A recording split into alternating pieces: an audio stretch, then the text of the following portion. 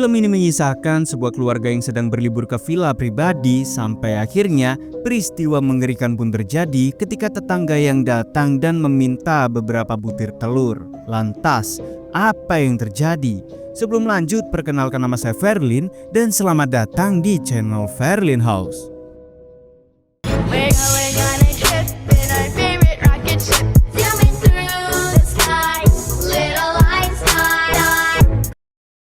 Di awal film Joe, kita diperlihatkan dengan George dan Anna yang merupakan sepasang suami istri yang sedang berlibur ke villa pribadi mereka. Berlokasi di dekat danau negara Austria bersama dengan putra sematawayang mereka yang bernama Georgie dan anjay peliharaannya yang bernama Rolfie. Tapi biar nama anaknya nggak kebalik dengan ayahnya, kita ganti nama Georgie menjadi Bejo. Lalu ketika sudah hampir sampai, mereka pun menyapa tetangga terlebih dahulu yang berada di villa sebelah, yaitu Fred dengan istrinya Eva, serta kedua remaja tak dikenal yaitu Paul dan juga Peter, yang menurut George mungkin mereka berdua adalah saudaranya Fred. Selain itu, rencananya George dan Anna akan mengajak Fred dan Eva untuk bermain golf kira-kira jam 9-an esok hari. Namun menurut Anna, tingkah Fred tadi sepertinya gelisah, sedangkan anak Fred dan Eva juga tidak terlihat bersama mereka. Ya, mungkin saja mereka lagi di dalam rumah atau lagi mandi di danau, kata Anna. Dan film pun baru dimulai. Anna meminta Fred ke villanya untuk membantu melepaskan perahu ke danau dan Fred mengaku jika Paul ini adalah anak dari teman bisnisnya. Terlihat Paul memakai sarung tangan putih yang bisa jadi karena dia sedang latihan golf aja ya kan Joe. Lalu ketika sedang menyeting perahu, Bejo pun merasa ada yang aneh dengan gerak-gerik Fred. Sementara itu Anna yang sedang menyiapkan makanan baru sadar jika kulkasnya ternyata rusak dan terpaksa harus memasak bahan-bahan yang cepat basi seperti daging ayam. Anna juga menelpon temannya yang berencana ingin menginap di villa sekitar sana, yaitu Gerda bersama suaminya. Tak lama kemudian, Dek Bejo pun datang meminjam pisau untuk membantu ayahnya menyeting perahu. Wie geht's Eva? Ist ja noch heißer. Muss nicht sein. Voriges Jahr, als ich in Italien... Es ist überhaupt nichts zu sehen. Draußen und basteln am Boot. Zeug war alles angetaut, jetzt muss es weg. Wir brauchen ein scharfes Messer. Setelah itu, Peter datang menemui Anna dan Peter mengaku disuruh Eva untuk meminta 4 butir telur untuk masakannya. Dan dia juga memakai sarung tangan putih sama seperti Paul. Anna pun sempat bertanya dari mana dia masuk. Dan Peter pun mengatakan jika dia masuk melalui lubang yang ada di pagar. Namun setelah Anna memberikan telurnya tanpa disengaja, Peter menjatuhkan semua telur itu tepat di depan pintu. Anna pun tidak mempermasalahkannya dan mengelap noda-noda telur yang bercecer di lantai. Tapi ketika Anna mengambil plastik untuk membungkus telur yang baru, Peter tidak sengaja menjatuhkan HP Anna ke dalam wastafel dan Anna pun harus mengeringkannya terlebih dahulu. Setelah itu, Paul juga tiba-tiba sudah masuk ke dalam rumah dan Peter menjatuhkan telurnya lagi karena katanya ia diganggu Rolfie di luar. Lalu Paul izin meminjam salah satu stick golf untuk mencobanya di luar ruangan. Dan sambil menghela nafas, menahan emosi, Anna pun terpaksa memperbolehkannya. Tja, Eva schickt mir... Da soll ich sie einpacken. Wie Sie wollen. Ist ja keine Tragödie. Da bin ich ja froh. Danke. Tja. Und was machen wir jetzt? Oh Gott. Was ist? Spielen. Hat er Ihnen irgendetwas getan? Peter, da... Sie fantastisch. Darf ich? Bitte, ja? Dari kejauhan terdengar Rolfie yang tak berhenti menggonggong, namun tiba-tiba suaranya melengking sebelum akhirnya diam seketika. Mendengar hal itu, George yang sedang menyeting perahu bersama Bejo segera mengecek ke arah rumah, dan di sisi lain, Paul sudah mencoba stick golf dan Anna yang sudah mulai muak memaksa mereka berdua untuk segera keluar. Akan tetapi, Paul dan Peter yang tersinggung karena mereka merasa tidak melakukan kesalahan apa-apa terhadap Anna. Setelah itu, George dan Bejo pun datang lalu bertanya apa yang terjadi.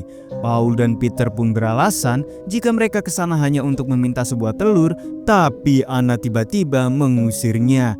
Daripada cekcok, Anna pun menyuruh George untuk memberikan sisa telur yang mereka punya ke Paul. Namun George tidak mau menyerahkannya begitu saja karena melihat sikap Paul dan Peter yang begitu janggal. Sampai akhirnya George refleks menampar Paul karena dia terus memaksa meminta telur dengan kata-kata yang kasar.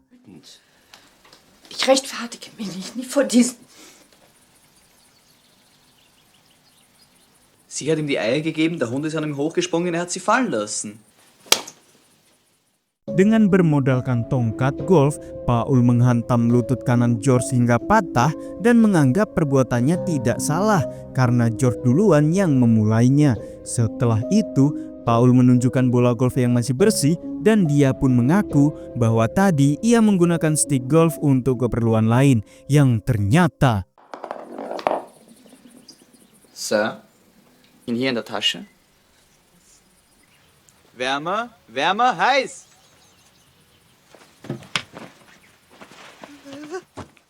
Ternyata Paul menggunakan stick golf tersebut untuk membunuh Rolfi dan dimasukkan ke dalam mobil. Setelah itu, datanglah Gerda bersama keluarganya naik perahu, dan Anna pun terlihat cemas saat menemui Gerda dengan Paul.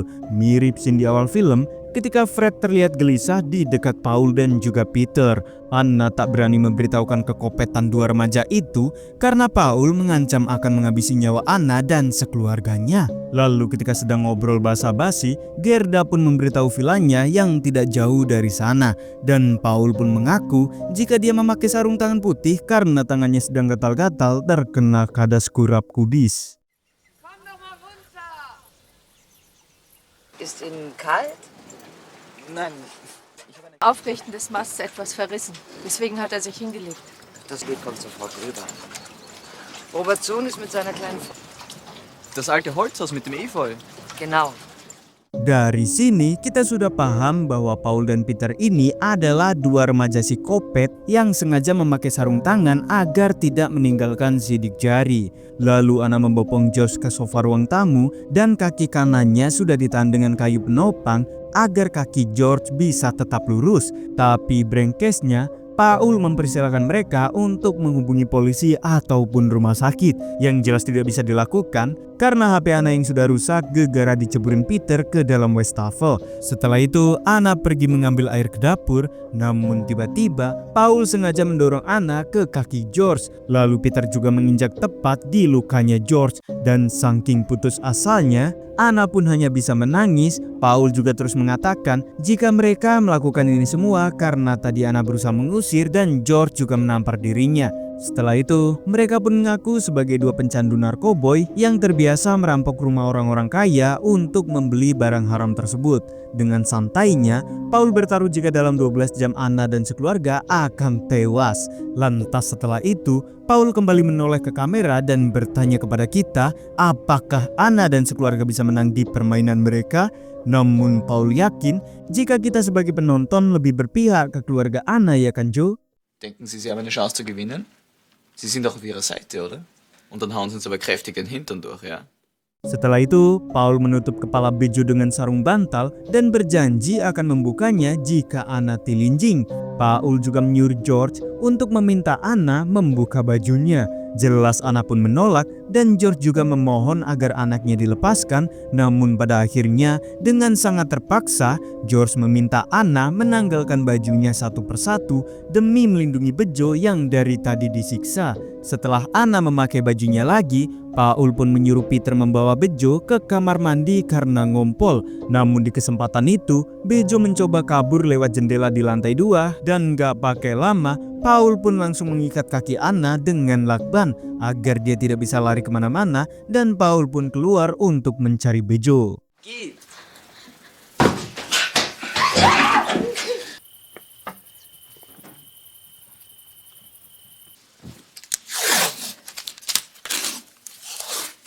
Aber pass auf, dass du den Teppich nicht ruinierst.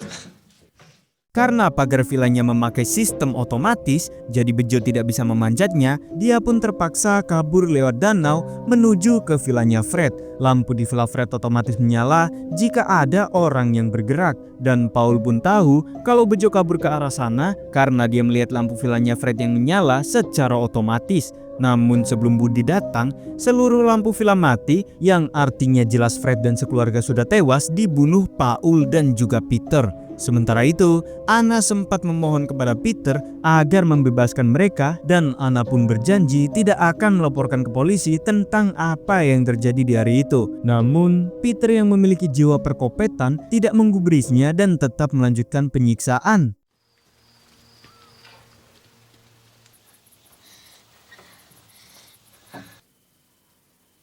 Aber das lohnt sich doch eigentlich überhaupt nicht. Bitte lassen Sie uns frei. Wurde das Bein gebrochen?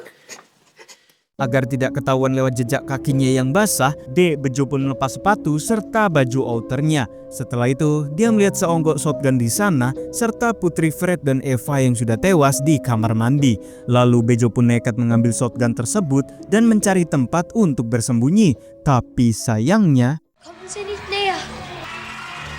Spannend. Bejo pun tertangkap dan diseret kembali ke villa orang tuanya. Dan yang bikin ngerinya adalah sekarang Paul memegang shotgun dan juga 2 buah peluru. Lalu Paul yang lapar berjalan ke dapur untuk mencari makanan, sedangkan Peter sedang bingung memilih siapa yang akan dia bunuh duluan. Ih, sumpah ini film gelap parah sih Jo. Tanpa rasa bersalah, Peter akhirnya menembak Bejo hingga tewas hanya karena dia berusaha untuk kabur, yang membuat George dan Anna sangat amat terpukul. Setelah itu, Paul dan Peter dengan entengnya pergi dari sana seolah-olah tidak terjadi apa-apa. Dari sini kita bisa tarik kesimpulan bahwa Paul dan Peter ini adalah psikopat yang suka menyiksa orang-orang kaya yang mungkin saja hanya untuk kepuasan pribadi mereka. Beim Auszähler schießt man nicht den Ausgezählten, sondern...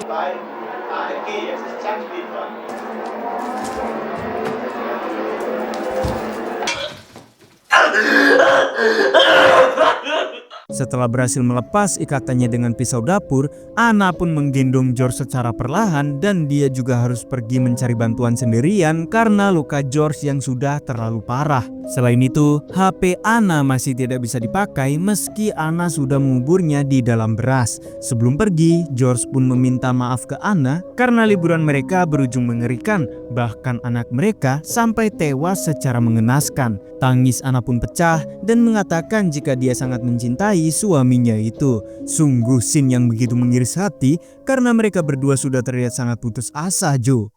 Geh doch, bitte. Das Handy, es geht wieder. Anna, bitte verzeih mir.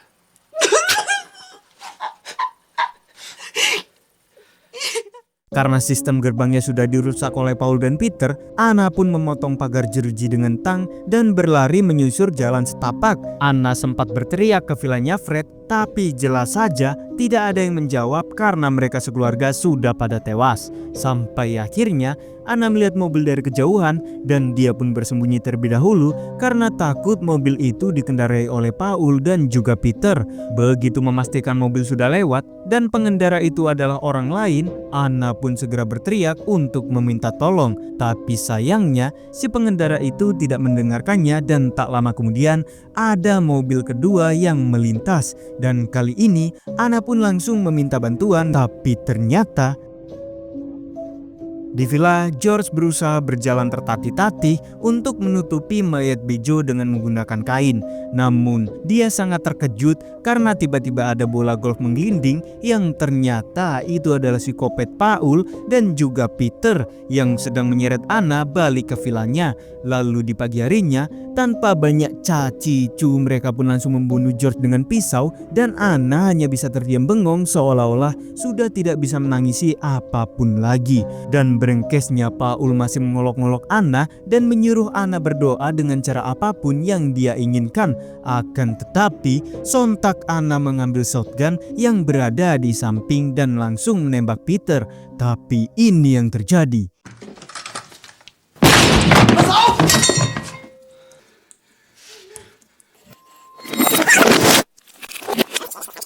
Sangat tidak masuk logika. Tiba-tiba Paul mengambil remote TV dan membalikkan waktu ke scene sebelum Peter ditembak. Jadi Joe, beberapa kali Paul sempat menengok ke kamera dan bertanya ke penonton karena itu cara dari sang sutradara yaitu Michael Haneke yang ingin menunjukkan bahwa film ini tidak akan berjalan seperti yang kalian inginkan, yaitu selalu saja jagoannya yang menang. Sang sutradara juga ingin menyinggung ironi mengapa penonton setuju-setuju aja jika jagoannya melakukan hal sadis untuk melawan penjahat, karena mau siapapun yang melakukannya, penjahat ataupun jagoan, namanya sadis tetap aja sadis Joe, dan sebenarnya tidak patut untuk ditonton. Setelah itu, Paul menghabiskan peluru terakhir untuk menembak George agar benar-benar tewas. Lalu, mereka pun membawa Anna naik ke perahu dan mereka semua memakai mantel kuning. Mulut Anna juga dilakban dan ketika perahu mulai berjalan, Anna menemukan pisau yang terjatuh di sela-sela perahu